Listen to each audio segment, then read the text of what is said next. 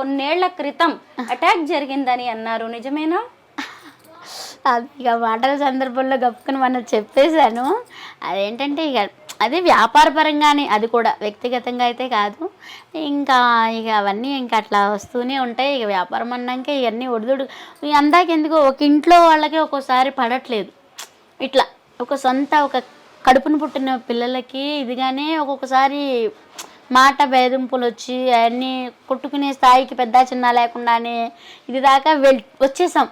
ఇదివరకు అంటే పెద్దవాళ్ళు ఎక్కడంటే అక్కడ, ఒకవేళ పెద్దవాళ్ళు ఉంటే నా చిన్నతనం అంతా కూడా పెద్దవాళ్ళు అక్కడ ఉంటే, మా అమ్మ వాళ్ళు అయితే మా పెద్దనాన్న వాళ్ళు వస్తుంటే అమ్మ బావగారులు వచ్చారు అంటే ఇట్లా చెంగు కప్పుకొని ఇట్లా కింద కూర్చోవటం అలా అన్నీ ఉండే. మళ్ళీ మాట ఎవరైనా మాట్లాడుకుంటే మాట్లాడుకోకుండా ఉండటం అలా ఉండేది. ఇవాళ రేపు అలా లేవు కదా అన్నిటికీ. అట్లాంటి సిచ్యువేషన్ మనకు వచ్చేసింది. ఇంక అట్లాంటప్పుడు ఇక అవన్నీ వస్తుంటాయి, పోతుంటాయి.